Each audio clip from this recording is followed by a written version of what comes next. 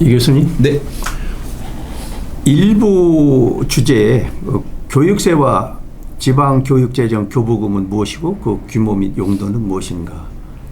그래서 관리자들은 주어진 이 교부금을 가지고 이 학교와 이 학생들의 미래 교육 발전을 위해서 좀 일해줬으면 좋겠다 하는 말씀으로 정리해 주셨고, 2부 주제에는 지방교육재정 교부금에 대한 논란이 지금 많거든요. 그 주요 쟁점이 주로 무엇인지. 네.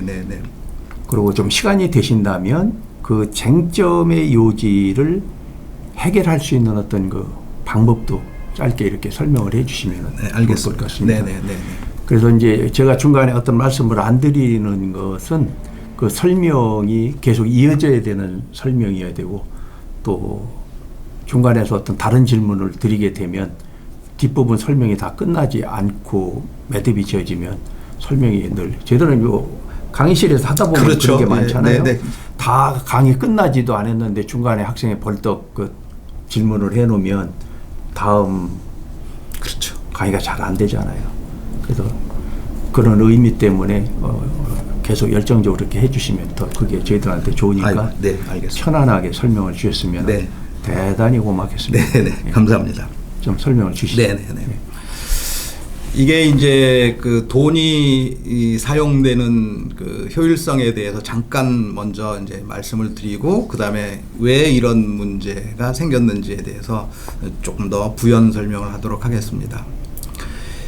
교육 재정이라는 것은 당해 연도에 다 써야 돼요. 2월을 시켜서 2월 된 걸 내가 또 쓸 수가 없게끔 이제 이렇게 돼 있거든요. 모든 그 조세는 연속 사업, 계속 사업 외에는 고해 당해 연도에 끝나게끔 돼 있습니다. 그렇기 때문에 내가 그 500억을 받아서 200억은 쓰고 내가 300억은 아껴놨다가 내년에 써야지, 이게 안 돼요.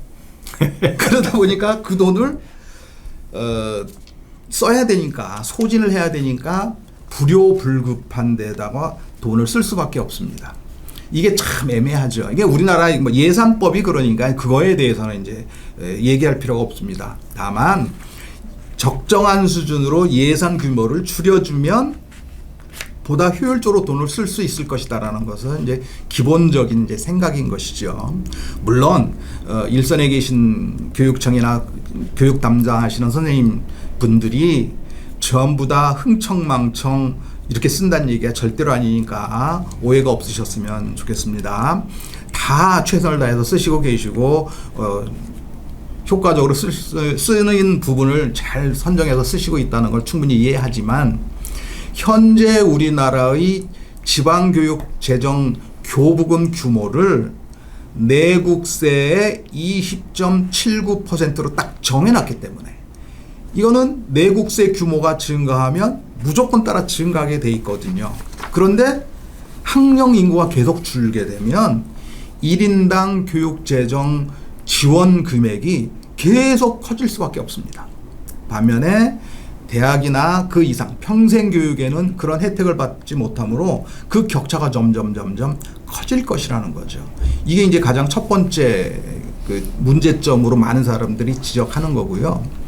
두 번째, 이걸 단기적인 안목으로 보지 말아야 될 것은, 현재 초등학생을 교육시키고 있는 학부모 입장에서는 초등학생들에게 더 많은 지원을 하게 되면 더 좋다고 생각하실 수 있어요.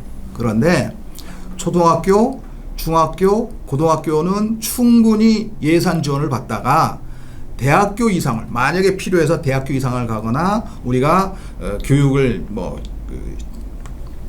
그 평생 교육과 그 일환으로 기술 교육을 한다든지 직장을 고등학교 졸업하고 마치려고 한다든지 라는 부분에 대해서 투자를 하지 아니하면 내 아들, 내 딸이 고등학교를 딱 마치는 순간에 재정적 지원을, 교육 재정적 지원을 크게 못 받게 돼요.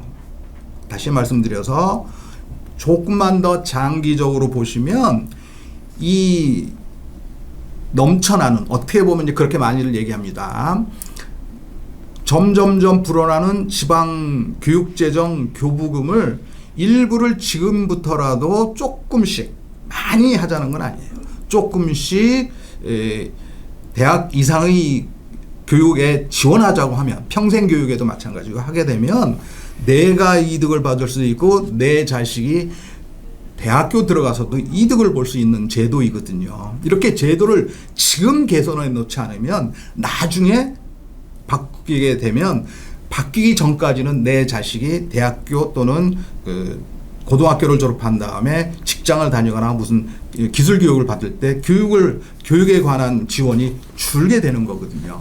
그런 부분을 하나 더 이제 생각하셔야 된다라는 것이죠. 따라서 예산이 점점 증가하는 것을 다르게 이제 보면, 미국의 예를 들어보면 이제 좋을 것 같은데요. 미국도 마찬가지로 교육 재정을 독립시켜서 별도로 하고 있습니다. 그리고 교육청이, 교육기관의 장이 세금을 걷어요. 거기는 우리나라처럼 나라가 걷어서 주는 게 아니라. 그런데 그 교육청에서 세금을 거둘 때, 물론 이제 합리적인 게 아니면 안 되니까 어떻게 결정하냐면 학생 수, 교원 수, 지금 필요한 교육의 질이 무엇인가, 어떤 특화된 교육을 해서 미국의 장래를 할 것인가, 이런 걸 다 감안해서 교육세를 결정하고 있거든요. 어떤 세금의 일정 비율을 딱 고정시켜 놓지 않았다는 거죠. 그런데 한국은 이 고정시켜 놓은 것이 문제라고 다들 지적합니다. 따라서 우리도 어떻게 하면 좋으냐, GDP의 일정 비율로 바꾸면 돼요. GDP의 일정 비율. 가장 좋은 방법이 GDP의 일정 비율로 하면 GDP는 늘어나는 속도가 점점 감소해요. 이상하시겠지만 증가하는 속도가 감소한다는 거지 GDP가 감소한다는 얘기는 절대로 아닙니다. GDP는 그 규모가 커지면 그 증가율은 당연히 떨어지게 돼 있습니다. 예를 들어서 우리나라가 3만 달러라 그래서 3% 하면 얼마가 1년에 증가하냐면 900달러가 증가하는 거잖아요. 그런데 미국은 5만 달러, 뭐 훨씬 넘지만 5만 달러라고 하면 2%만 증가해도 1000달러가 증가하잖아요. 따라서 GDP는 커지면 커질수록 증가 속도가 감소해요. 따라서 GDP의 일정 비율로 해놓으면 지방교육재정 교부금이 증가하는 속도가 자체적으로 줄어요. 충분히 그래서 그렇게 하게 되면 이 지나치게 지방교육재정 교부금이 증가하는 사태를 막을 수 있습니다. 이게 이제 첫 번째 안인 것이고요. 두 번째는 학령 인구가 감소하는 것에 발맞춰서 유아교육에는 1인당 얼마, 초등교육에는 1인당 얼마, 중등교육에는 1인당 얼마, 고등교육에는 1인당 얼마, 고등학교 교육에는, 대학교 교육에는 1인당 얼마를 정해놓으면 돼요. 그렇네. 그걸 정해놓게 되면 초등학교 학생 수가 줄면 1인당 금액이 일정하게 되건 올라가더라도 증가 부분이 떨어지게 돼요. 왜냐하면 우리나라는 지금 저출산 시대이니까요. 이렇게 하게 되면 또 한 가지 해결할 수 있는 방법이 되는 것이죠. 또 하나는 현재의 교육 예산을 딱 정해놓고 내년부터 물가 상승 부분만큼만 올려주는 거예요. 그리고 특별한 목적으로 건물을 새로 지을 필요가 있다든지 새로운 기자재가 할 때는 특별 회계를 활용하여서 지원을 하면 그걸 전부 다 우리가 교육기관이나 아니면 전문위원들이 그걸 평가를 해서 짓게 해주거나 도입하게 해주면 되는 것이죠. 이런 방법으로 하면 된다는 얘기도 충분히 가능한 얘기입니다. 이 세 가지 방안은 교육학을 하는 사람들, 경제학을 하는 사람들이 계속 주장하는 거거든요. 이렇게 탄력적으로 운영을 해야 지금처럼 자칫 낭비가 될 수 있는 교육 재정을 효율적으로 사용할 수 있고 규모도 줄일 수도 있고 우리나라 전체의 조세 중에서 정부가 다른 목적으로도 쓸 수 있는 부분이 증가하는 것이기 때문에 이게 훨씬 더 합리적인 것이라고 얘기를 드릴 수 있어요. 언뜻 보기에는 지금 제가 무슨 얘기를 드렸어도 초등학교, 중학교, 고등학교 재학 중인 학생들의 학부모나 교사 선생님들은 교사분들께서는 결국 줄이자는 얘기네라고 생각하실 수 있어요. 그런데 이게 단순히 줄이자는 게 아니라 합리적으로 줄이자, 논리적으로 줄이자, 공평하게 줄이자, 효율적으로 줄이자라는 얘기입니다. 막무가내식으로 줄이자는 게 전혀 아니거든요. 그렇게 전락된 재원을 어린이집 지원에, 평생교육 지원에, 대학교 이상의 고기술이나 고학문 수준을 요하는 분야에 지원하면 그게 훨씬 더 우리나라를 건강하고 부유하고 전체적으로 복지가 증가하는 국가가 된다는 것을 저는 분명하게 말씀드릴 수 있습니다. 이 교수님. 네.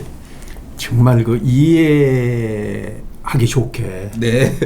굉장히 합리적인 방법을 제시해 주셔서 감사합니다.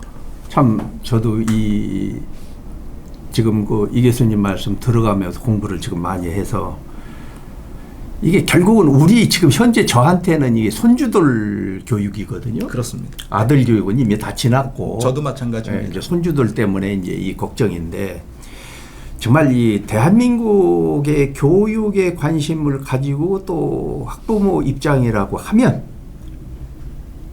지금 하신 말씀대로 이런 어떤 원칙과 교육의 어떤 정책을 제시해 주면 그걸 믿고 긍정하고 따라줬으면 하는 그 생각을 지금 바로 갖게 됐습니다. 설명을 듣고. 네, 아유, 그래서 감사합니다. 이런 점에 대해서 이 방송을 들어주신 분들께서 서로 어느 자리에서 그 얘기를 하게 되면 내 자식만 유리하게 내 자식만 생각하면서가 아니라 동서남북 어디에 있는 교육을 받는 피교육생을 위해서 있는 집 자식과 없는 집 자식의 차이가 없는 교육제도를 만들어서 그들이 이 나라를 걸머쥐고 갈 수 있도록 이 교구금을 규모 있게 적재적소에 배치를 해줬으면 네. 좋겠다 네. 하는 말씀으로 정리해 주셔서 고맙고요. 예, 오늘 3부도 제가 질문을 한 문항을 드릴 네, 겁니다. 네, 네, 네. 어려우시지만은 이제 그 부분도 좀 정리를 해주시고 네, 감사합니다. 참여해 주시면 더욱더 고맙겠습니다. 네, 제가 영광입니다. 여러 가지로 고맙습니다. 네. 예.